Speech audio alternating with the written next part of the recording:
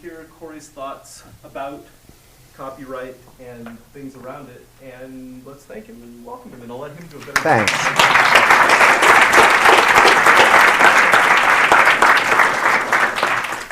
So I'm going to give you a talk tonight about copyright, and I'm not a copyright lawyer. I'm a kind of copyright practitioner. I write stuff that's copyrighted, but I also spend a lot of time in the sausage factory, watching the sausage get made at the World Intellectual Property Organization and its standards bodies, and lots of other places where copyright is being negotiated. I had a funny experience with the entertainment industry just today. I missed my flight because Bruce Willis was filming the new Die Hard movie, and they'd shut all the streets leading to LAX, and it says, "Die Hard, won't he die already?" So copyright has a checkered history. It's not clear what copyright is for, but we can try to interrogate the history of copyright law and see if we can figure out what it's for and what it should do and what it shouldn't do. Before copyright, we had royal monopolies. The king would say, "You're allowed to print this book," or "You're allowed to make silver ribbon," or "You're allowed to cut down these trees." And close to that was patronage. You could paint the ceiling if the Pope liked it, and the Pope thought you were going to do a good job, or if the Duke commissioned you, you could paint these walls. And that was more or less how the arts were funded. That was the systematic mechanism by which the arts were funded. And this had some salutary effects. Certainly some good books got published that way, and we got some very nice ceilings out of it. The problem is that it wasn't a particularly great way of deciding ultimately who could and couldn't make art. That as a decision-making process, it was quite a bottleneck. The Pope turns out not to be a very good arbiter of culture.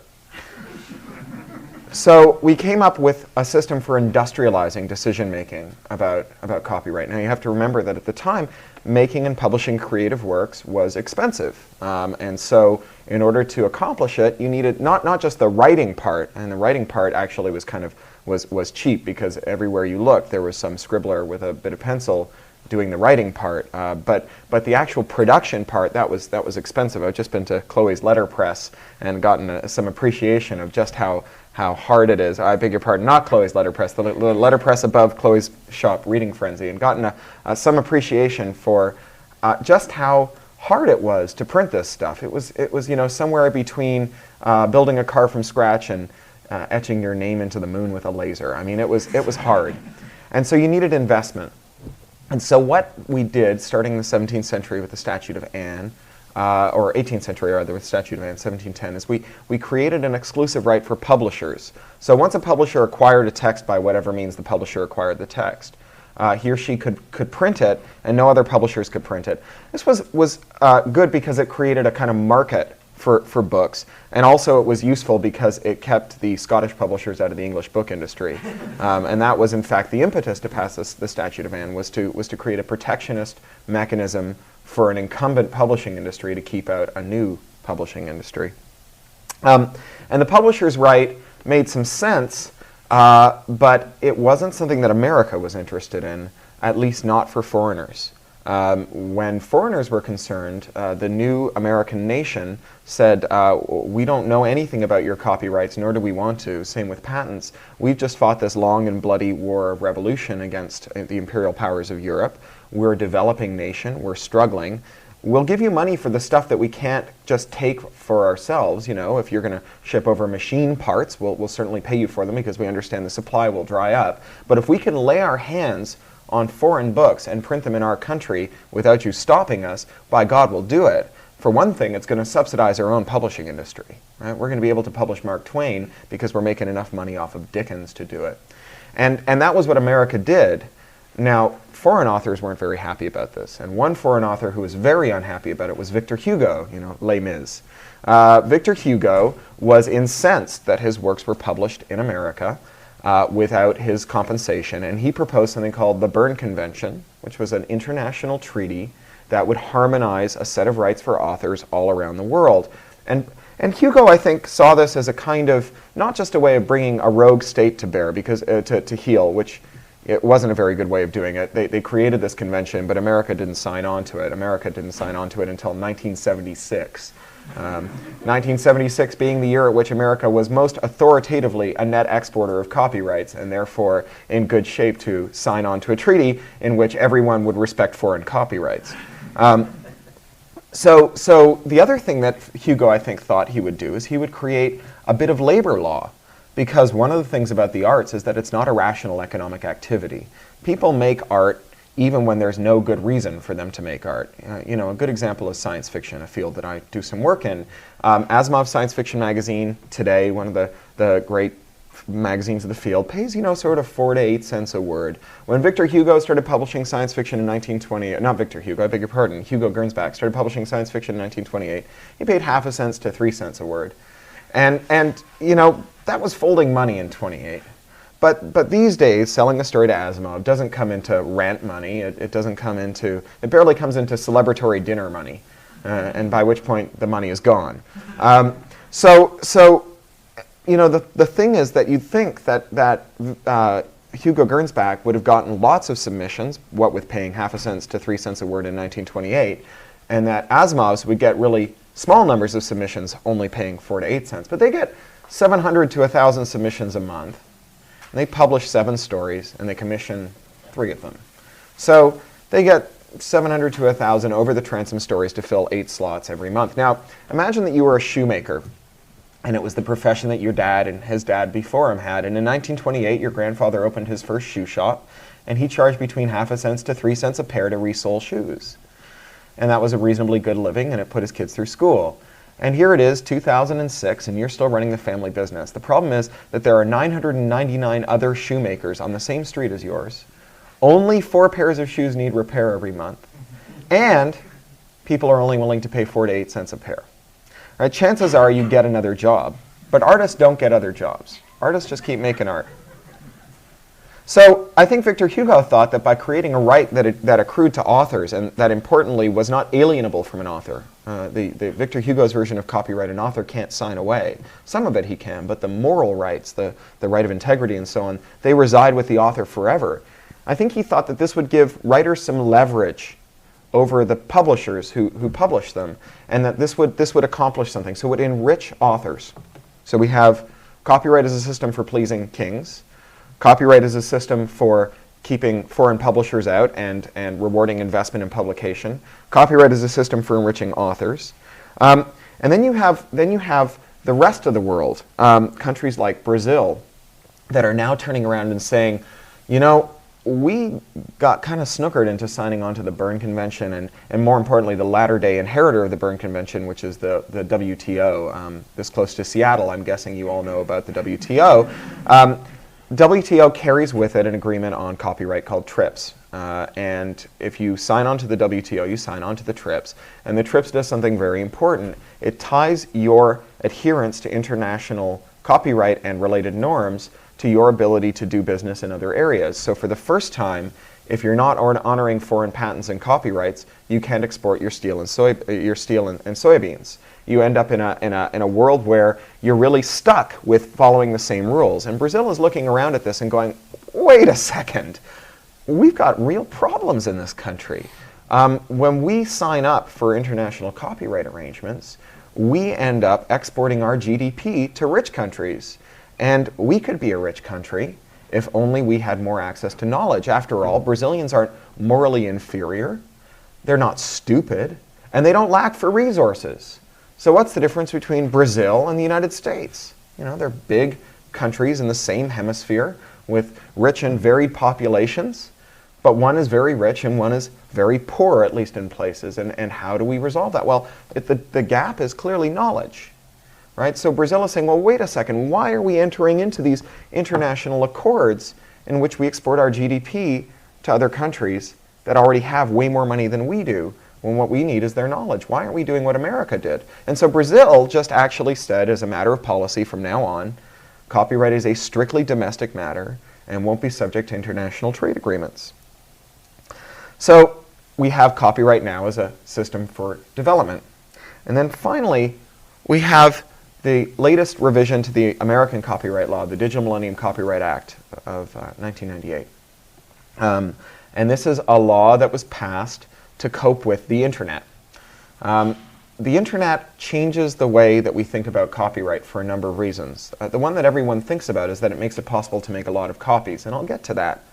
But I think the more important thing that the internet does is it takes all the casual stuff that we do that traditionally falls into the realm of culture, right? Whistling in the shower, singing a song, sharing a record with your friends, playing it through your dorm room into the next dorm room. It takes all that stuff, and it takes all of those utterances, and it takes all of those communications, and it turns them into a copy that rises to the level of copyright enforcement. Right? So it was one thing to have a copyright system in which a lawyer in a 40-story office tower called another lawyer in another 40-story office tower and said, "This is Mel from Warner's. Can I speak to Peter at Universal? I hear you guys are publishing an unauthorized Harry Potter joke book. We need to have a talk about this." It's another thing entirely when that same lawyer picks up his phone and calls a little girl in Brooklyn and says, "This is Mel from Warner's. We need to talk about your Harry Potter fan fiction." Right? What the internet does is it suddenly takes the act of culture and turns it into an act of copying and communication. And copyright regulates copying and communication. And so suddenly, culture comes under a set of rules that amount to basically codified inter-business agreements between large Fortune 100 companies that produce entertainment products. Suddenly, the things that we do as people together come under this jurisdiction. And so this is the other thing that copyright is for, depending on whose law or version you're looking at. It's for treating culture like commerce. So today there's a great upheaval about this. Copyright has ceased to be a legal discipline. Right? There are lawyers who practice copyright, but there's a peer-reviewed journal about copyright that is a non-legal journal. There are, when you go to meetings at WIPO, you'll find people there from the broadcast industry and the motion picture industry and the pharmaceutical industry, but you'll also find free software wonks from India and doctors who work for Médecins Sans Frontières who are interested in access to medicine.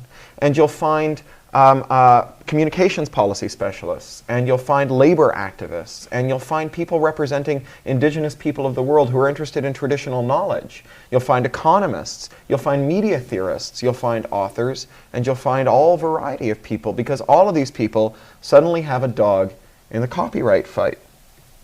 And they're breaking down on two sides. There's a less copyright side and a more copyright side. So on the less copyright side, you have people like documentary filmmakers, right? Are any of you documentary filmmakers?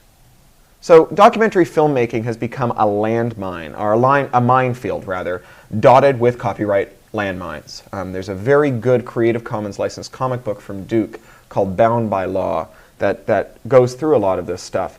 But suffice it to say that if you want your documentary film to be distributed, you need to satisfy a completion guarantor that it won't result in anyone being sued. Copyright is a strict liability doctrine. That means that the bookstore that carries the infringing copyrighted work is just as guilty as the publisher that published it and the author that wrote it.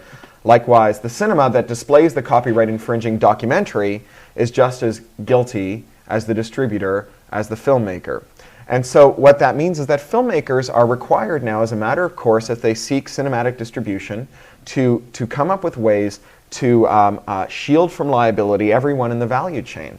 What that means is to ensure that no one will sue on any grounds. Not that no one will sue successfully, but that no one will sue, period, on any grounds. So you shoot a crowd scene that has 100 people in t-shirts in it, and if those t-shirts are visible, those logos are visible, you clear every single one of those. You call up the companies that made those logos and you clear them.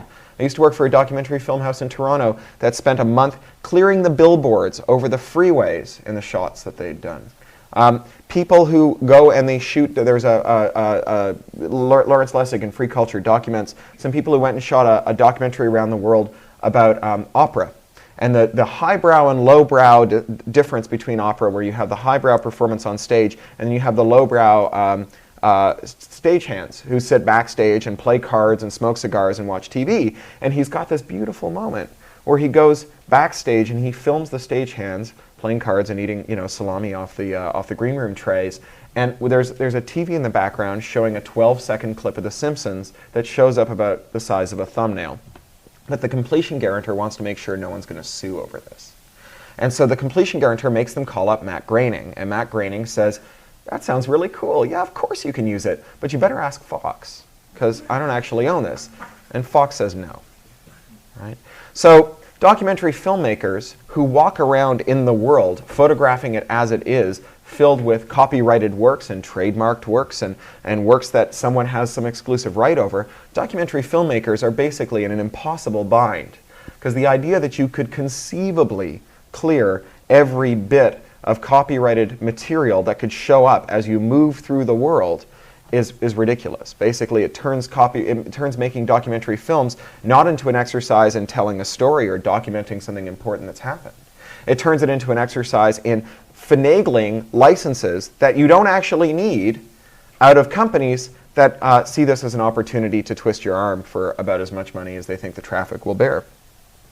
Mashup artists. Mashup artists are, of course, people who take music and remix it in really interesting and novel ways.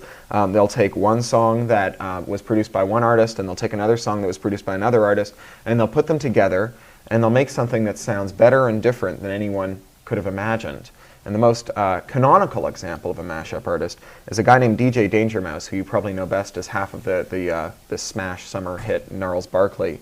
And Danger Mouse, he produced an album called the Grey Album, and the Grey Album remixed parts of the Beatles' White Album with parts of Jay-Z's Black Album.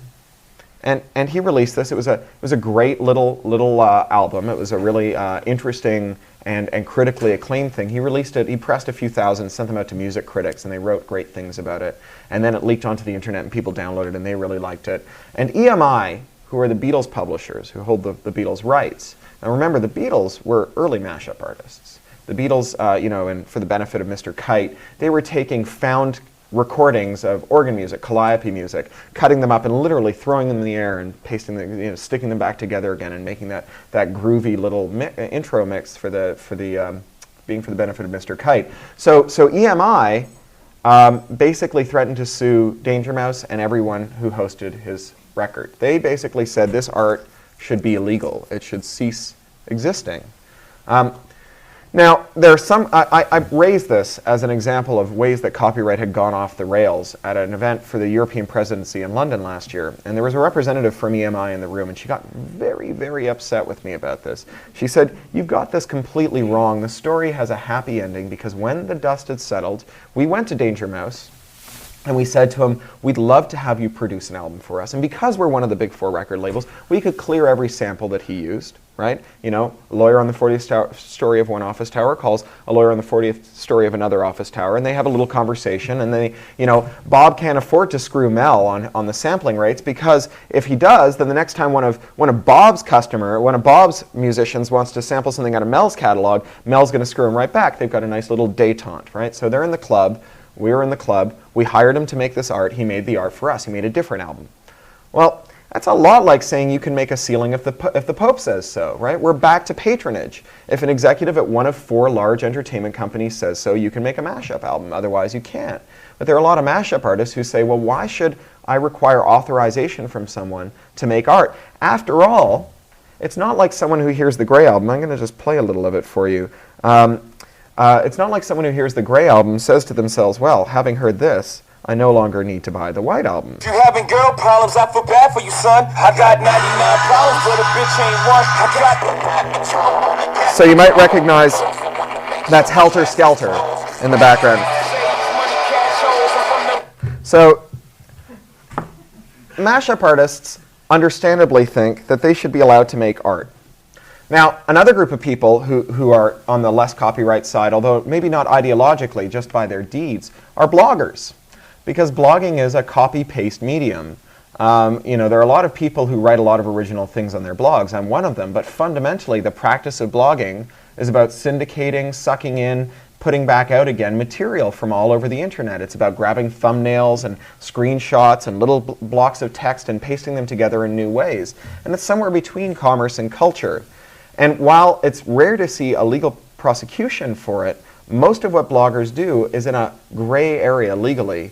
And certainly under the draconian laws that we have for electronic infringement, primarily something called the No Electronic Theft Act, or NETA, which provides for $150,000 in damages per infringement, if you were a blogger and you were really starting to worry about your liability, as some of them I think are, the liability could run into the billions, these farcical numbers. Fans are another group of people who are interested, generally speaking, in less copyright.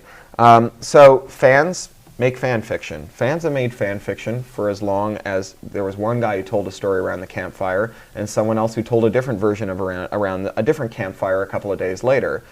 It is in the nature of human storytelling to retell the stories that we hear and to make them over for ourselves. You need look no further than the legends and parables and myths that make up the bedrock of our culture to see the same story being told over and over again in new and interesting and exotic ways.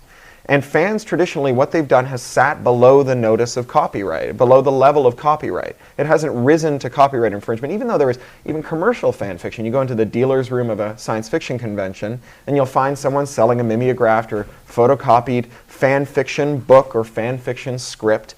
And fans, they have a really complicated relationship with fan fiction. There's a writer named Henry Jenkins at MIT who's written a very good book about this called Bloggers, Fans, and Gamers. And in it, he documents literary criticism among fans. Now, the dominant mode of literary criticism for fan fiction is to argue about whether or not it belongs in the canon. Would Spock ever have said that? Right? That's kind of the thing that you ask when you're asking whether this is a good bit of Star Trek fan fiction. The interesting thing about science fiction fans who write fan fiction, what's that? Oh, sorry, is that they are willing to apply the same criteria to work that comes from the canon itself. In other words, Star Trek VII does not belong in the canon because Spock never would have said that, and Gene Roddenberry has no business telling me otherwise. So they feel a very proprietary relationship with their work, and some filmmakers and writers and so on have been very good about this, like George Lucas is generally pretty good about fan fiction, but even George Lucas reserves the right to authorize or not authorize certain kinds of fan fiction. So you can write all the George Lucas fan fiction you want about Star Wars until you have gay erotica in it, and then you can't, right? Then George Lucas tells you you can't. And again, fans want to know why this thing that was culture is suddenly treated like commerce. Why what they're doing, which has always sat below the level of regulation intended for large companies, is rising to the level of enforcement. So there's also a side that wants more copyright. And so at the forefront of that is a UN agency called WIPO, the World Intellectual Property Organization. I like to say they have the same relationship with bad copyright law that Sauron has with evil in Middle-earth.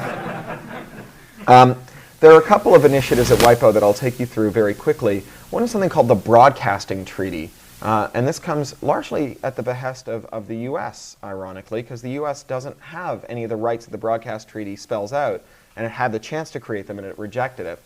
Under the Broadcast Treaty, people who transmit information would get the right to control what you did with the copies they transmitted to you. So historically, copyright goes to authors, sometimes to publishers back in the Statute of Anne days, but historically to authors, people who actually make stuff. Not people who electromagnetically modulate stuff. Those people aren't considered to be creative laborers, right?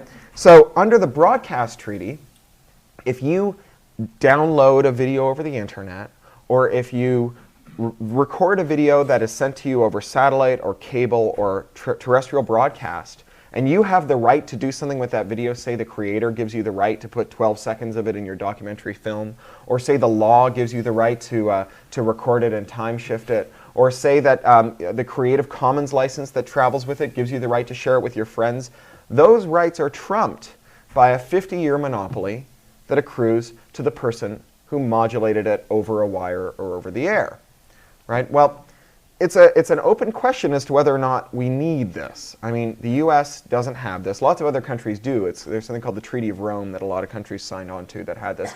They all have smaller, less powerful broadcast industries than the U.S. It seems pretty clear that one of the ways that you get a powerful broadcast industry is to explicitly not have this. And I'll give you one example of how that worked. When cable television was created in this country, they called it community antenna television, CATV. You sometimes see that acronym in documents from the FCC and so on. The reason they called it that is, imagine that you've got a house and you put an antenna on the roof. Right? Now you can get TV signals. Now, say you run 2 wires, one to you and one to your neighbor. Well, now the 2 of you can get TV signals, and maybe you can pool your money to put up a much bigger antenna. Now, say the whole town gets together, and you put up a really honking antenna, Space Needle sized, and then you run wires into everyone's house. Well, that's your community antenna TV. Now, as far as the broadcasters were concerned, this was a form of theft, right? People were ripping off broadcasts and selling them to cable subscribers. Now, in the end, what the government ended up doing, because I think every congressperson has the intuition that breaking your constituents' television is a great way not to ever get elected again. What Congress ended up doing was forcing the broadcasters to sell their material to the cable operators at a set price. It's something called a compulsory license. Under the broadcast right, that would be something that would be anathema. That wouldn't be something that would be permitted. So we have the broadcasting treaty at WIPO. Another initiative that we have at WIPO is the database right. And again, this is something the U.S. doesn't have, but for some reason the U.S. Trade Representative seems to think that we should, even though it would be pretty bad news for America. So here's how it works. In America, you only get a copyright if you make an original creative work. Right? You don't get a copyright just because you work hard. You can spend all day and all night writing down all the colors' names and their spectral values, and you wouldn't get a copyright for it, because those are facts, right? And facts don't get copyrights. But in Europe, there's something called database right, and the database right gives you a monopoly over the creation or reuse of databases of original facts, non-original facts rather, things that were just out there in the world that you went out and wrote down. So this would be things like phone books, or a search engines index of all the web pages. Right? That's how the European database right works. Now, they did this about 25 years ago. And in the last 25 years, the database industry in Europe has been flat. It hasn't grown at all. Whereas the database industry in the US over the same period has increased 25-fold.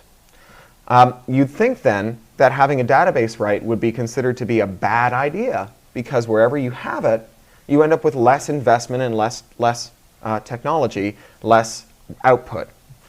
But WIPO is pushing for this as well. So there are other companies and industries that are pushing for more copyright. There's Disney and its ilk. Disney started off as a great plunderer of the public domain, something I'm quite fond of.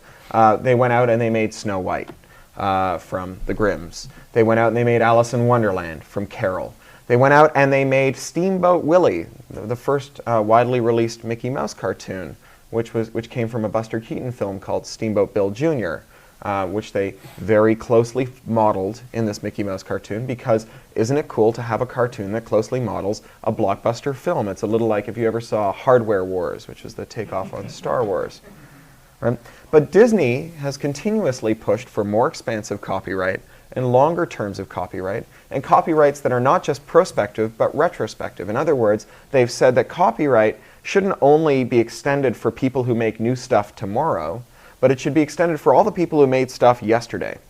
So in other words, if you're Ernest Hemingway, when Disney gets another 20 years for the movies that it makes today, Ernest Hemingway's estate gets another 20 years for the works that he made yesterday. The thing is that we could give Ernest Hemingway 1,000,000 years of copyright, and he wouldn't write us more books, right? There's no new incentive to make new works that come from giving more rights to people who made stuff yesterday. We only provide incentives if we give them more years tomorrow, and it's dubious how much incentive we give them when we give them more years tomorrow. For example, today corporate work sorry, I'm getting this wrong, 70 years or 75 years? Copyright lawyers in the audience? 70 years? 95 years. I beg your pardon. I'm thinking of life in 70. 95 years. So where's the corporation that has a 90-year business plan, right? Where's the corporation that sits down and makes investment and resource allocation decisions based on what's going to happen in 95 years? I once asked a Microsoft executive, how many fewer lines of code would Microsoft's programmers write if your copyright only lasted 50 years?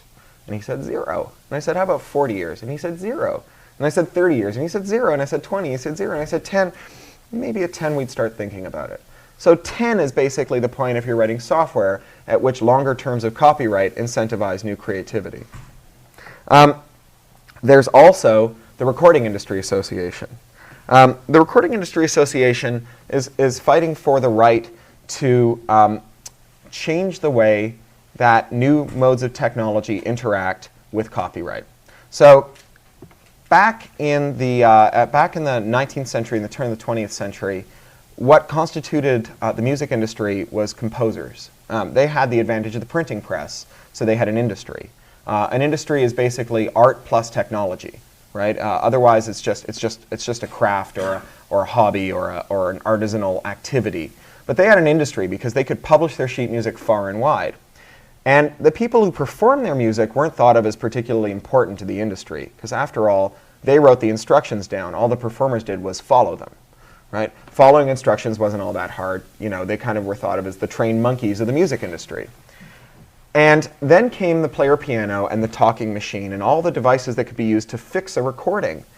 And at the time, the composers went berserk. They said that this is the end of history as we know it, where there's only one legitimate music industry, and that's the composing industry, and this will destroy it forever. And in fact, John Philip Sousa, the great American composer, went to Congress in 1908, and he said, if these talking machines are allowed to continue, these infernal devices, we will lose our tails as we will lose our voice boxes as we lost our tails when we came down out of the trees. Now, Sousa gets points for being an early advocate of the still controversial theory of natural selection. But he loses many points for failing to anticipate that his tiny racket was just one corner of a much larger potential music industry that would grow out as the barriers to entry for music got lower and lower, as anyone who could perform, which was in many ways easier than composing, could also get a piece of the industry and not just be someone who is a one-off artisan, but rather someone who had an industrial practice. Now, at the time, the recording industry were the pirates. And they went to the same congressional hearing and they testified that if you would enrich the creator, give the inventor free rein. If you would ensure that creators would always have a future, make sure that people who think up new technologies aren't stopped by yesterday's creators. That was the official position of the recording industry in like 1908, right? Oh, what a way we've come to 2006, where Carrie Sherman, the president of the Recording Industry Association of America, just had an editorial in CNET in which he described fair use and user rights as a scare tactic invented by the Consumer Electronics Company to justify stealing from the recording industry. Because one thing we know about every pirate is that he aspires to be an admiral, right? And every pirate climbs up the ladder and dogs the hatch behind him and puts on the frilly hat and describes what everyone else does as piracy. And of course, there's a long history. So first, the record pirates ripped off the composers. And then the radio pirates ripped off the record pirates. And then the cable pirates ripped off the broadcast pirates. And then the VCR pirates ripped off the cable pirates. Right? And at every turn, you had the incumbents saying, what we did was legitimate progress. What these guys are doing is out-and-out theft. We have the right to protect our industry. You know, if this goes on, we'll lose our voice boxes as we lost our tails when we came down out of the trees. 1982, Jack Valenti goes to a congressional hearing on the VCR at UCLA, and he says, that's the other university, and he says, the VCR is to the American film industry as the Boston Strangler is to a woman home alone, right? It's the same rhetoric across 70-some years. So they're fighting for the right to end this history. They're fighting for the right to say that people who invent new technologies should only do so when they promise not to disrupt the people who got rich off the old technologies. The best example I can think of this is a gentleman named Andy Sidos. I use the term gentleman loosely. He works for Fox Studios. He is the author of something called the Broadcast Flag. It was a proposal in the American regulatory and congressional environment to require people who build digital television devices and things that sit downstream from them, like PCs, to get permission from the entertainment industry first. And what he said is, we are not looking to stop innovation. We merely seek a well-mannered marketplace. And you can hear those words coming out of the mouth of a railroad baron, right? I mean, we get the freight there on time. We deliver your passengers where they need to go, when they need to get there. Who wants to disrupt all of this with sticky, hard-to-manage competition? You know, some of these businesses will go bankrupt and you won't get your freight there on time. What we need is, comrade, is a well-mannered marketplace. So copyright is in flux, and that's of course due to technology. This should surprise no one, because copyright is a system for regulating technology, because the things that copyright regulates, performance, distribution, copying, and so on, are technological activities. From the letterpress to the PC to the internet, these are technologies. And when you regulate a technology, you're always one step behind. Right? You sit down in a room and you draft the copyright law that encompasses all the things you are and aren't allowed to do with technology. Right? Well, eventually you're going to run out of time, long before you run out of things that people might someday do with technology. Right? Who anticipated the mashup? Who anticipated the inlining of images, or the framing of images, or the framing of inlined images? Writing copyright laws that encompass all of this stuff is impossible. Eventually, you've got to ship code. Right? Every programmer knows that eventually you go 1.0, and then you start working on 1.1. And so we're trying to figure out what the copyright law is going to look like in the 21st century. Countries around the world are looking for a regulatory response to the changes that technology have wrought. But the thing is that until we know what copyright is for, we'll never know if we're making good copyrights. Right? Until you have a metric, you can't tell whether or not it's working. So what's copyright for? Is it to generate money? Well, maybe, but for who? Is it to generate money for large Fortune 100 companies or the artists that they publish? Today, if you've got a record deal, according to Alanis Morissette's attorney, you're earning on average less than $600 a year from it if you're in the 97th or lower percentile of people with recording deals. Is it to make more money for musicians, for composers, for broadcasters, for publishing entities, for record companies, for MP3 player manufacturers, for IT companies that maintain large internet record stores? Whose job is it to make money from copyrights? And you know, it's zero sum. Some of these people won't get money if other ones do. Is it to promote more artistic freedom? Is it to ensure that anyone who has an idea can realize it? Is it to ensure that we can have more creativity and more culture? Is it to benefit artists, investors, the public, teachers, the future? Traditionally, we bootstrap new media out of old, right? The VCR, the reason that it took off, wasn't because the movie studios immediately started to set up Blockbuster video stores with all of their movies. Quite the contrary. They insisted that they would never license movies for the VCR. Instead, what the VCR provided was a mechanism to manually pour the old wine into a new bottle. You plugged it into an antenna or a cable, and you recorded the shows that came down off of that wire on your tape. You didn't have to wait for the old industry to come along. You could eat their lunch while they figured out what their response was going to be. And if their response didn't work, well, so be it. Now, there's one interesting thing about the VCR, is that in the process of ripping off all the copyrights of the large entertainment companies, we created an entire generation of small entertainment companies. We created an entire universe of entertainment companies that released direct-to-video. Right? New forms of business, whether it was the kid who videotaped your bar mitzvah, or the pornographer who recorded what went on in his bedroom, or the indie artist who made a monster movie, or a long, thoughtful drama, or a short music video. Those industries were all enabled by creating a platform that was in every American's living room. Right? Without that platform, which was only spurred by being able to rip off the copyrights of the big entertainment industries, we never would have had the platform that enabled the small, nimble companies that were new entrants into the marketplace. The VCR also had great public benefit. You know, schools were suddenly able to bring in video as instructional materials. And you know, we had new forms of criticism and creativity, film classes, and so on. We have today in copyright a theory that Siva Vaidyanathan, who's at Columbia University, he calls it the if value then right theory of copyright. So the idea is that if there's some value in some use of a copyrighted work, that someone must have a right to sell it to you. So here's an example of that.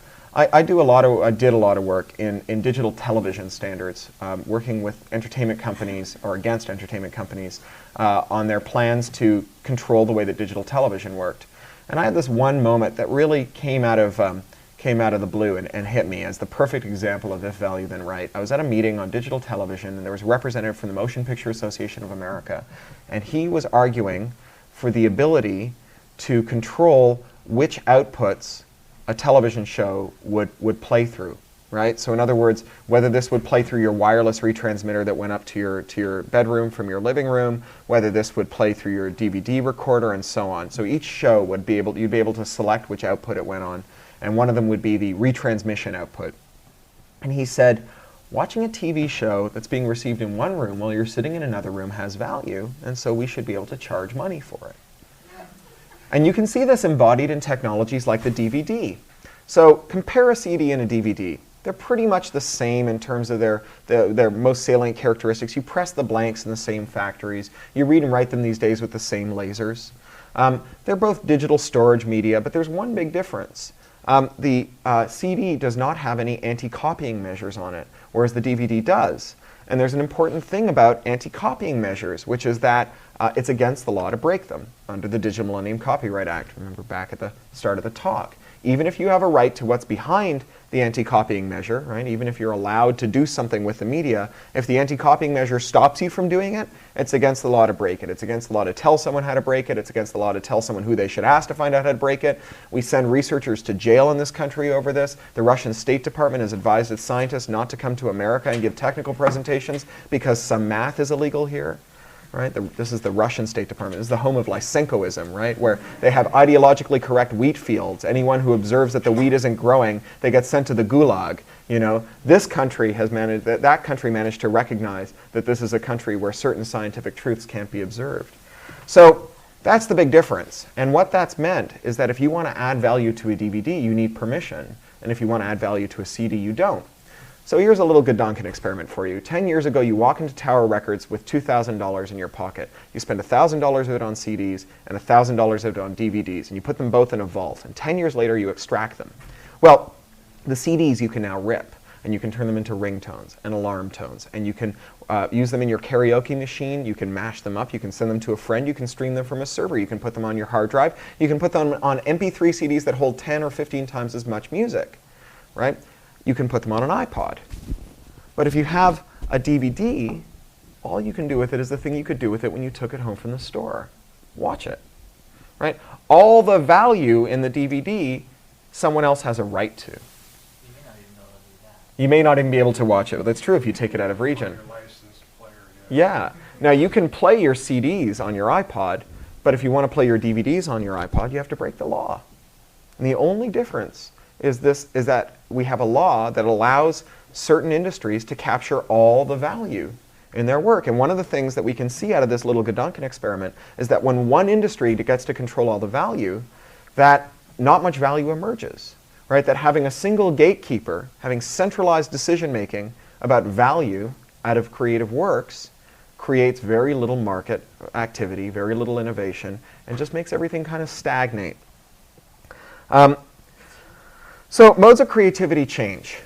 Right? Every now and again, you get a new kind of media that the old copyright law never considered. Not just a new technology, but the new forms of creativity enabled by the technology. And so we have things like interactive media and blogs and mashups and so on that the old copyright law doesn't envision. Do we need a copyright law that is neutral about what kind of art you can make? Methods of diffusion change. So at one point we had a copyright law that was all about what you could do with a record, and then someone invented radio broadcasts. And we didn't know how to handle that at first. We needed a copyright law that could encompass that too. We now have a new mode of diffusion that's the internet and peer-to-peer file sharing. And our copyright law doesn't know how to make any sense of it. And modes of creativity change as a result of this. So in the era of live performance, the most important thing was your charisma. If you could stand in front of a group of people and entertain them, it didn't matter if you were really good at wailing on your axe, right? It was more important how much verve and gusto you put into your show, not exactly how great you sounded. And if you sounded great, but you stood like a statue, are any of you Leo Kottke fans? You know, this guitar player? So Leo Kottke, you know, he's this amazing guitar player, but he's a guitar player who was made for the radio. because when you see him live, the only really engaging parts of his show is him talking about how he doesn't actually move much when he's on stage, and telling funny stories about that time he had his eyes closed, standing stock still, playing his guitar, and he opened his eyes and there was a string of drool connecting the corner of his mouth to the 12th fret of his guitar that had been there for the entire set, because he doesn't move at all when he plays.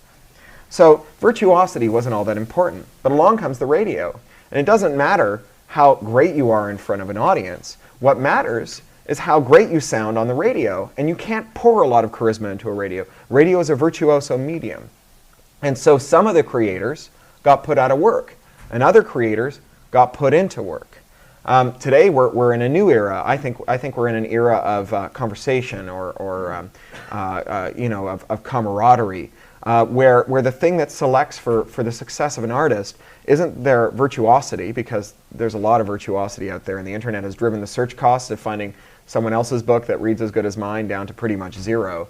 It's whether or not you have a kind of personal feeling with the author, whether the author has a kind of cloud of people who kind of feel like he or she are their buddy, and those people go out and evangelize it. Go read Neil Gaiman's book, he's a pal of mine. He's not really a pal of yours, but between the book and his website, which seems to be a kind of simultaneous conversation with 1 million people, he makes you feel like he's a pal of yours. And there are a number of artists who become real internet successes because they have this conversational knack.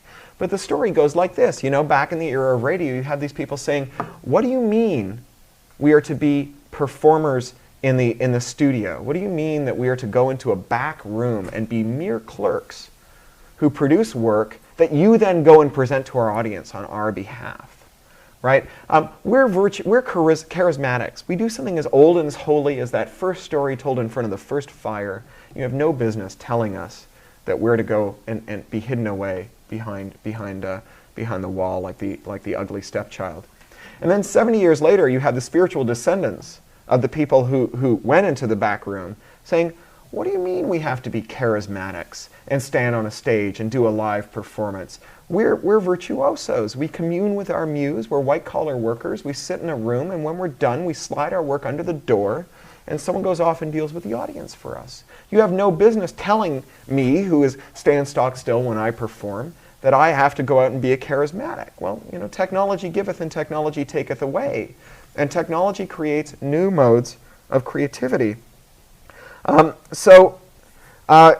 example of this, and this is also highly fraught, right? It's not just that technology does this, but it's that what we call creative and what we don't call creative has a lot to do with the power of who's creating.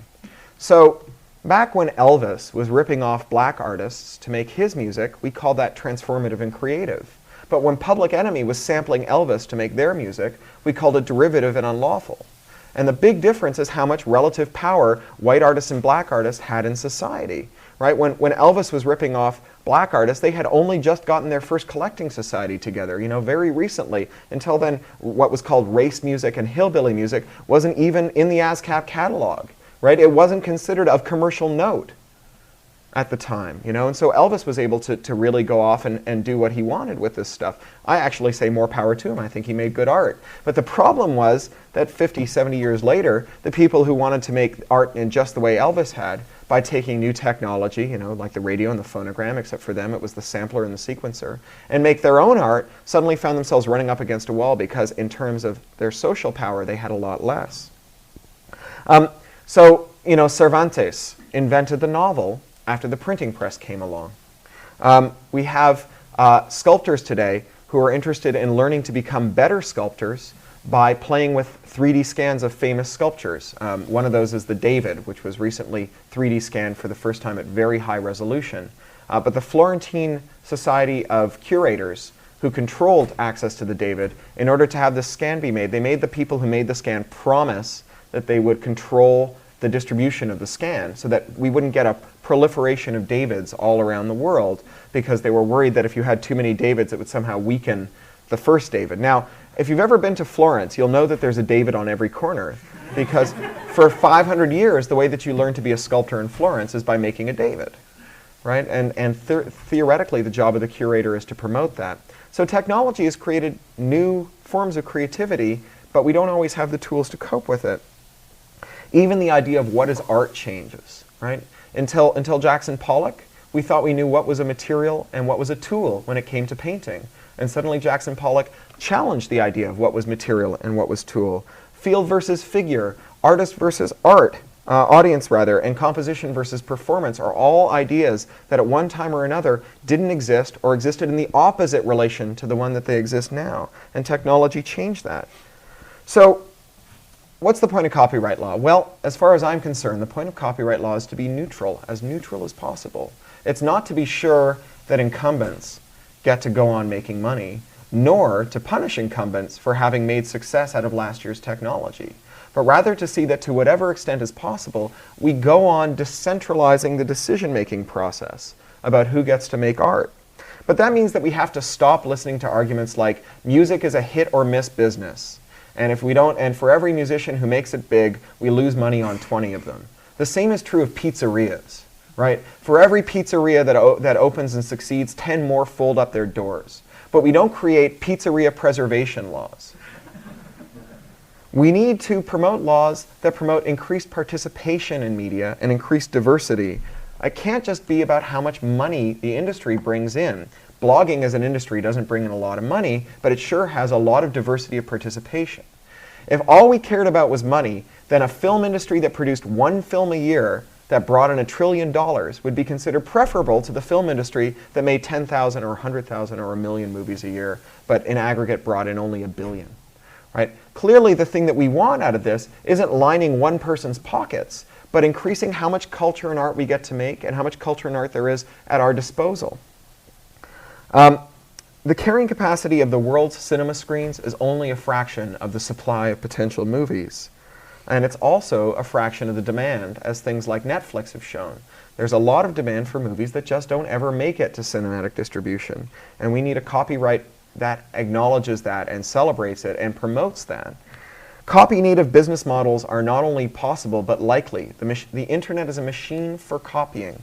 How do you tell whether the internet is working? Whether it copies well, right? A well-functioning internet is one in which the largest number of bits go to the largest number of people in the least time with the least control and at the lowest cost, right? A badly functioning internet is one that doesn't copy well at all. We need business models that embrace copying. So I have one of those. My novels, they're published by Tor Books. They're not some patchouli-scented pack of info-anarchists. They're a division of Holtzbrinck. They're the largest science fiction publisher in the world. They have entire floors of the Flatiron Building in New York devoted to them.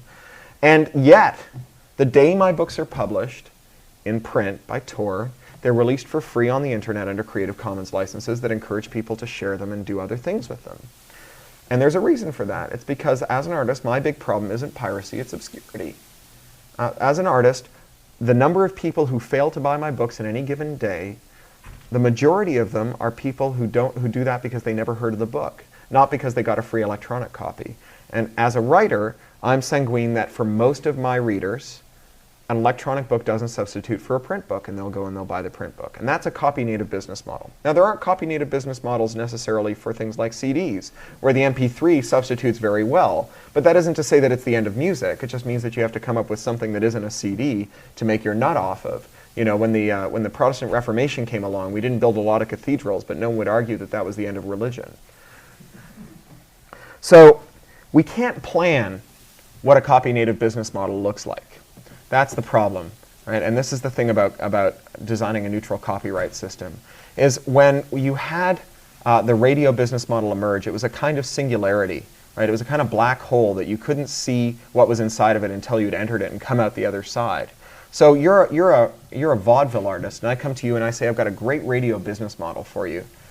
All your life you've had the big guy at the door business model, right? If you don't pay $1 to the big guy at the door, he throws you out. But now we've got a new business model, and here's how it's going to work. First thing we're going to do is we're going to go to Congress, and we're going to get a consent decree that allows us to price fix music. And then we're going to get some statisticians to think up an entirely new branch of math that lets us sample what music is being played and what music is being listened to.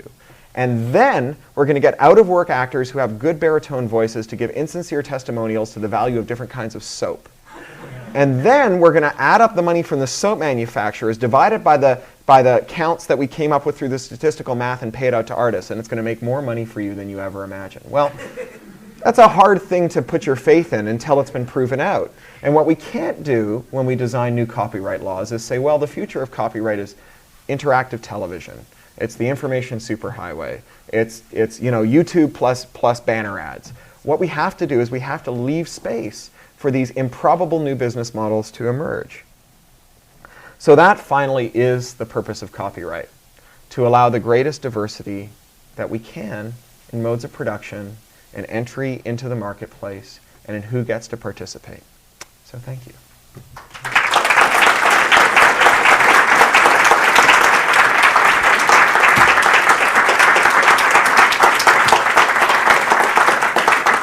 How are we fixed for question time? Yeah, I think we've got quite a bit, actually. So people are welcome to stay for questions. I did want to mention, before you all get away completely, that Corey is going on to speak this weekend at the Oregon Science Fiction Convention, Oricon, where he will be the guest of honor. I encourage you folks the writer guest of honor, I encourage you folks to come down there and attend that event as well. Check out more of him and all the other great things that are going on down there. It's going to be cool. Yeah, I'm going to have fun. There's fan fiction in the dealer's room. So yeah, if there's time for a few questions, if people would like to ask them. Yeah. So you divided people into those who want more copyright and those who want less copyright. And looking at people who work with open source software, people who are using, for example, MIT or BSD licenses probably wouldn't mind less copyright, wouldn't have much effect on them. But people using a license like the New General Public License are kind of relying on copyright to protect the openness of their work. I wonder if you could comment on that. So the question is, the people who work in open source often rely on stronger copyright to enforce freedoms instead of restrictions. I think that if you ask the people who are architects of those licenses, would you prefer on the one hand to have the default be that everything is locked up unless you add this torturous license that makes it free, or would you prefer to have the default be that everything is free, that they would say that they would prefer that everything is free? So I think that we can count GPL people on the side that says, in fact, if you look at the history of the free software movement, it's all about coming from a kind of amazing utopia where all the code that everyone ever worked with on a computer was open to inspection by all the people who worked with it, to one in which that suddenly became closed and proprietary. And they envisioned a future in which that they could reclaim that idyllic day, and they used copyright to achieve it. But I don't think that it's copyright that lets them achieve that. I don't think that they did it because they loved copyright. I think they did it because they loved freedom. Sir.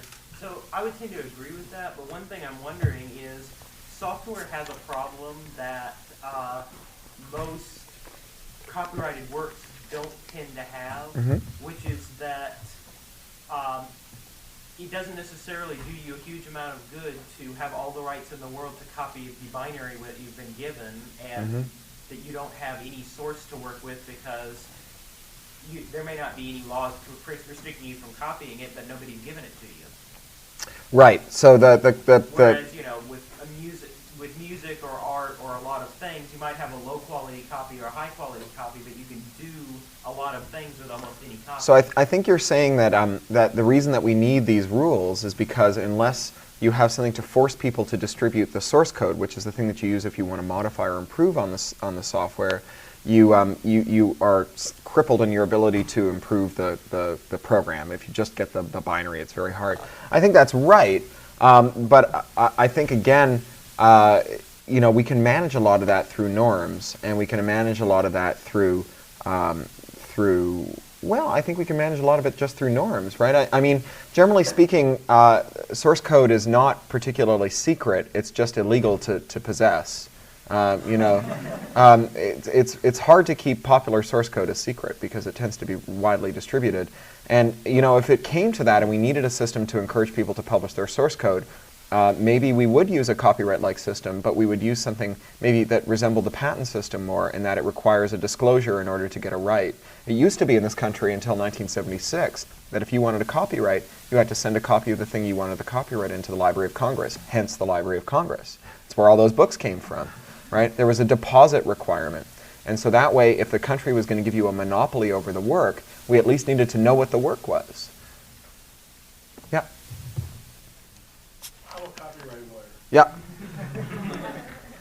Given the system that we have now, and it's unlikely to change really dramatically, and given these wonderful tools that we have to catch stuff around and to make copies, do you have any ideas on how we can get from where we are to a better place? So the question is, how do we make things better? So I think that there are local and global initiatives to do just that. I'm very interested in the arguments that were just heard in the Ninth Circuit in Cale v. Gonzalez, which Larry Lessig brought. There was a Supreme Court case a couple of years ago called Eldred v. Ashcroft that argued that the copyright term extension was unconstitutional, that the Constitution sets out the purpose of copyright as promoting the useful arts and sciences, and that by extending the term of copyright, even on works that have already been created, you don't promote the useful arts and sciences. In other words, you don't incentivize people to invent new things by giving them more copyrights over things they've already invented. They've already invented them. How do we know they had enough incentive to invent them? They invented them, right?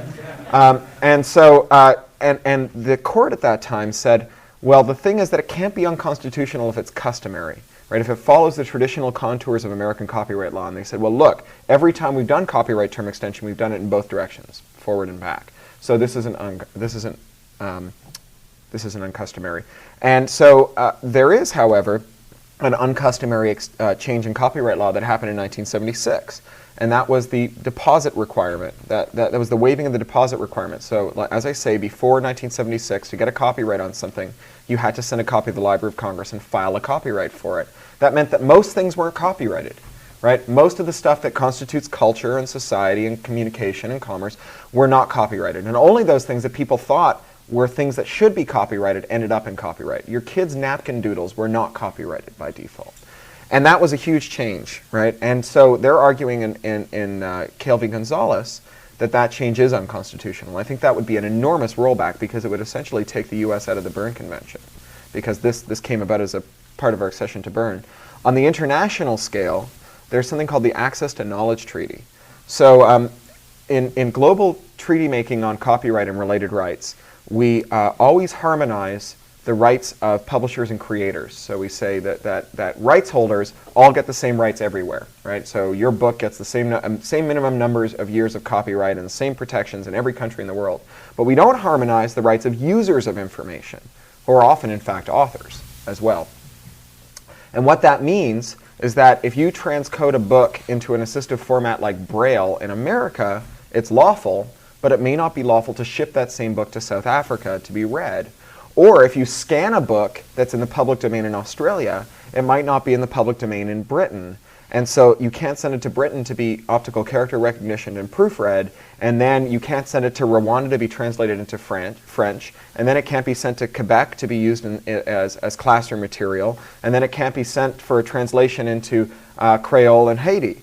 Right? I mean, because the rules are different in every country, and because the people who do this are in no position to navigate all these different rules. Imagine you're the Gutenberg Distributed Proofreader Project, where people check out one page to proofread a page, right? If in addition to checking out one page and doing 15 minutes of work, you have to additionally do 4 hours of legal research to find out whether you're allowed to do the 15 minutes of work, no work would get done.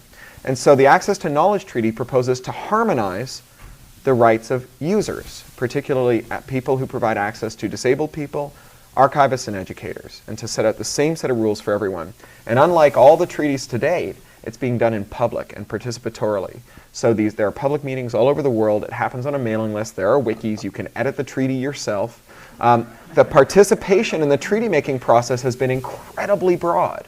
So we have people who are interested in traditional knowledge and rights for indigenous people. We have Médecins Sans Frontières. We have Verizon. We have the Internet Engineering Task Force and the Electronic Frontier Foundation and the Free Software Foundation and a bunch of crazy free software wonks from India, and Consumers International, who are the umbrella organization for Consumer Union here, who do consumer reports, but also BEUC in Europe and Which in Britain and so on. I mean, librarians and electronic librarians. Librarians are, the guerrilla freedom fighters of the 21st century. And all these different people have come together in what is starting to look like the early days of the ecology movement, when, back before the word ecology existed, we didn't know that saving whales and fighting pollution and recycling were all the same thing, right? We thought that they were 3 different issues. And now we're starting to get an ecology of knowledge goods. And we're starting to pull together on this. And I think that we have the real potential to make a huge difference. Activists have chased the special interests out of WIPO. So there was just an amazing memo leaked out of a secret meeting of the rich countries at WIPO, the US, Canada, Europe, and Japan, in which they said, the broadcast treaty has become a flashpoint for activists. We're going to kill it. And the development agenda, which is this proposal from India and Argentina and Brazil and Chile, that WIPO should start acting like an actual UN agency and do things oriented towards development. We've got to get rid of that thing because it's gonna mess up all of our game, you know. And we're right on the Gandhi timeline. We're moving along nicely. First they ignore you, then they laugh at you, then they fight you, then you win. Right? We're right at fight you. So I think we're doing well here. Yeah. Just giving your talk, I thought a lot about technological determinism, and I'm thinking back, I don't know if you know Stuart Hall, the idea of technological determinism. No, I don't know it, but I'm familiar with the idea of technological determinism. And I'm wondering how you relate the idea of technological innovation to cultural. Well, the one thing I'll say about technological determinism is that I think that we have terrible hubris. We think that the internet was born free and will stay free. The internet's architects. I just heard a friend of mine talking about something he'd heard one of the internet's architects say, which is, we weren't trying to design an internet that couldn't be decapitated. We were trying to design an internet that didn't have a head, you know. And we tend to think that just because it was born free, no one will ever be able to lock it down, that it'll just take care of itself. That, you know, people who say, well, there's a new threat to the internet that will destroy it, are just chicken littling. And that, I think, is a really corrosive form of technological determinism. Superior technology does not trump inferior laws, right? If you don't participate in the lawmaking process, if you don't participate in civil society, if you're not there lobbying for the internet can be broken, changed, and actually go away. You know, the trees need a Lorax. Otherwise it goes away, and you know, we like to think, well, the internet doesn't have a head so no one can sue it. It's true, but the internet also doesn't have a head so no one can show up in court to defend it. And so I think that form of technological determinism, why do we need to worry about this, the internet will take care of itself, is the really scary kind. Yes, sir. So I've heard a lot of great preaching to the choir, I guess they call them blue state arguments. I'm going to be spending the next couple of days in a red state. Who has some good arguments that work on people that are not like us, who still need to be on our team? Well, now, do you mean, when you say red state, do you mean socially conservative, or do you mean entertainment industry? Well, I mean, in Hollywood, everyone is either an asshole or they know an asshole. So, Right. you know, the arguments are current there, but you go off to a place like Tulsa, Well, I'll tell you, you know, there's only been one since. So this is the other thing that gives me hope, is that since we started to actually get activist about this, you know, back in 1998 when the DMCA was passed, there was no debate in Congress. It just happened, right? No one was even watching. Everyone who cared about the internet was watching the stock market, not Congress, in 1998. Now there's a big activist coalition. The only copyright law they've managed to pass since then was one that was backed by the Christian right.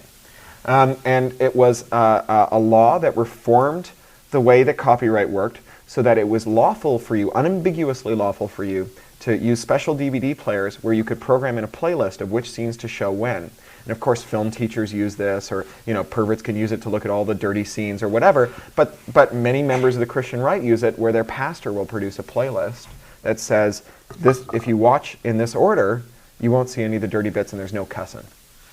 Right? And you can use that in either direction, right? If you want it, you can just watch the bits that they clip, and now you've got the all dirty bits and cussing bit. And the Directors Guild of America argued that this was creating a derivative work and it was subject to their approval, and that they should have the right to prohibit it. The only copyright law that we passed was one that the Christian right supported. I guess, you know, the question for people who are socially conservative, as much as anyone else, is you have a minority message. Right? You've got a message that isn't in the mainstream. Don't you think that you should have the right to use the public network and the tools around you to tell your stories, to promote your point of view, to find other people? Do you think that internet service providers should be spying on what you communicate to make sure that it doesn't infringe, and just in case discarding anything that they can't make a determination about. Right? Do you think that that your ability to take stuff that you think is degenerate and sinful and take samples out of it to show how degenerate and sinful it is should be subject to the permission of the people who made it? You know, because it's unlikely that people who you wish to criticize are going to give you permission to do so. So if we have that regime, it's hard. So maybe that helps. That's about 3 or 4 good ones. Thank you. Good. In the back. Recently in Second Life, Uh-huh. a script written where any object that a player had could be cloned by another player. Yeah, copybot. And yes, copybot. Being a science fiction writer, I'm curious, if that happened in real life, do you think it would be worth mitigating, and what rules could mitigate it? So Second Life is a virtual world, and there's a script now called Copybot. It's an open source free software program that you just basically drive around and copy stuff. Second Life has a thriving economy in sales of virtual goods. The first person I ever met who makes a living in Second Life sells subscription penises. So Second Life avatars don't come with genitals. He makes genitals, and not only does he make genitals, but it's a thriving and competitive market. So he'll sell you a subscription to genitals, and every week he'll give you better genitals. You know, watch the power of the market. Spammer's dream. A spammer's dream. That's right. Yeah, who needs Viagra? So if this happened in the real world, what should we do? Well, actually, I've often thought about this. You know, we do have some potential for this to happen. You know, we have volumetric 3D printing, and it's getting more and more promising. And a couple of years ago, I was at an event in London where the head of the British Phonographic Institute, which is the equivalent of the RIAA there, gave a talk in which he said, you know, you guys all laugh at how crazy and bad our response has been as a recording industry to technology. You just wait until 3D printers are the norm. Every industry based on trademarks and patents, gone. You know, we'll just emulsified in the blink of an eye. That'll be the end of it. And I was with a friend who said, wow, that's pretty futuristic to have someone from the record industry talking about 3D printing. You know, like maybe he's a science fiction reader or something. That's cool. And I said, well, yeah, but he thinks that the most profound effect that we're going to get from volumetric printing is that trademarks will become obsolete. You know, we just you know, there's a military website I just blogged, Defense Tech just published a report on using volumetric printing to print AK-47s, right? Focusing on the effect on patents and trademarks of volumetric printing is like focusing on the effect of oat bag manufacturers of the railroad, right? It's true that the railroad was a terrible catastrophe for people who made oat bags, but to focus on that is to miss the bigger picture. And so, you know, if we invented a way to infinitely reproduce hot lunches and put a lot of the world's restaurateurs out of business while simultaneously ending hunger forever, I'd take the ending hunger forever. And I think that the key to this is in the subscription, right? I think that when you look at actually the real big businesses in Second Life, because it's already hyper competitive, it's unlikely that selling a good is going to be sufficient. Most of those people are looking at selling services anyways. They're really successful Second Life entrepreneurs because subscriptions and services sell something that you can't copy, which is the thing that I'm going to make tomorrow, right? That thing is inherently scarce, and it doesn't matter how good the internet works, it can't copy the thing we make tomorrow. Now, if that could be done, we would have other problems. But boy, the opportunities would be incredible. Other questions? You've already had a cut. I'm gonna keep going around the room. You, sir, and then you. So I agree with you on the opting copyright to go back there, but I'm also concerned about once someone opts in, what happens with orphan work. And I think of the idea of a use it or lose it clause. If you're not bringing it to the marketplace, allow someone else to then ensure take over that right and bring it. So you can't just stop an individual from bringing something such as Studio Ghibli's recent work with Ursula Le Guin's stuff in Japan from the U.S. marketplace because they don't think that it's viable. Right. So there are at least two good proposals for this that I've heard.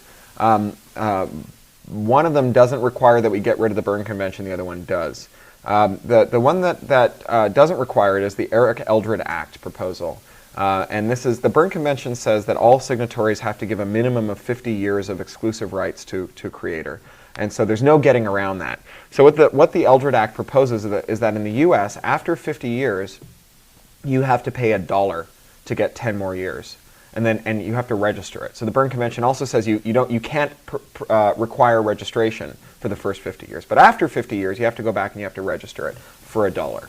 And then every 10 years, you have to add another $1 and re-register it. And if you fail to keep re-registering it, then it goes into the public domain. And if you keep re-registering it, then at least we know who to ask if we want to reprint it. Because the big problem with orphan works isn't holdouts who don't think that their works will be commercially viable here or there, although there are some of those problems. Stephen Joyce and Christopher Tolkien and the people who run the Beckett estate are notorious loony trolls. The Beckett estate won't let women perform Beckett plays, and the Joyce estate. What did the Joyce estate do? They threatened to sue the Irish Library for exhibiting Joyce's letters, and sue pubs at which readings of Joyce occurred on Bloomsday, and the Tolkien estate excommunicated a nephew who went to the premiere of the movies, and threatened a science fiction writer I know who'd written a feminist version of the Hobbit. The Hobbit doesn't have any female characters in it. She wrote a science fictional kind of piss take on it that was only, you could only see the Tolkien if you squinted at it, but they threatened to sue her into a Dillequest pool of organ meat if she kept it up, and so she banned the book. Those are the exceptions. I mean, the rule is absentee landlord, right? Who the hell do I ask before I can use this thing? And so the Eldred Act solves that. Now there's another proposal from a very good copyright scholar at Columbia named Tim Wu, and Tim Wu observes that during the initial term of copyright in this country, the way that copyright worked is it was a 14-year right that you could renew once, but only if the author participated. So it's in the nature of a buyer's market for monopolies that the monopolies tend to stack up in pools, right? Publishers get to buy all of them, because once you have a certain number of copyrights, you tend to control the distribution mechanisms, and so all the other copyrights come to you.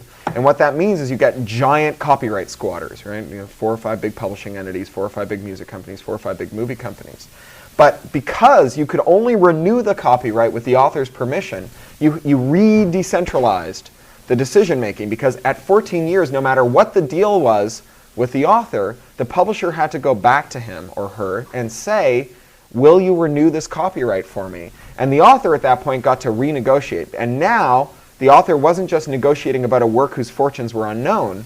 The author was negotiating about a work whose fortunes were a known quantity, right? Yeah, you can renew the copyright to Lord of the Rings if I get a better deal than we got back when I was just this guy who used to give wedgies to C.S. Lewis at the pub in Oxford, but only in that only in that period. So Tim says, well, okay, what if we said, screw the Berne Convention, let's just pretend it doesn't exist. We don't have any international obligations. How could we solve this problem? Well, what if, no matter what your deal was with the publisher, if the publisher wasn't exercising some right, you could authorize the exercise of it? So, and we'd have to, they'd have to show good faith that, it couldn't be that the publisher had authorized a movie but it hadn't come out yet, or that they authorized a movie that they knew would never come out, or whatever. But basically, this again decentralizes the decision making. Now, it's not like every author would always trump their publisher's wishes, right? J. Random Jackass comes up and says, "I'm going to make a movie out of this," and you think it's going to be a terrible movie, and the publisher thinks it's going to be a terrible movie, and none of you authorize it. But in those instances where you have holdouts from publishers, please, please, please bring this book back into print because the sequel is coming out from another press, and the publisher says, no, screw you, and by the way, you signed the rights over to us, then you could have the author authorize it. So I think that makes a certain kind of sense. Of course, we'd have to get rid of Berne. You, sir. So to some extent, that would be similar to compulsory licensing, except instead of requiring that they put it out and you pay them for it, you just say, well, if you don't, then I can? Well, it's got a funny relationship to a compulsory license. I don't know that I'd call it a compulsory license. It's more like an inalienable moral right for an author. So it looks like we've reached the point. Yeah, I think we've reached the breaking point. Thank you all for coming.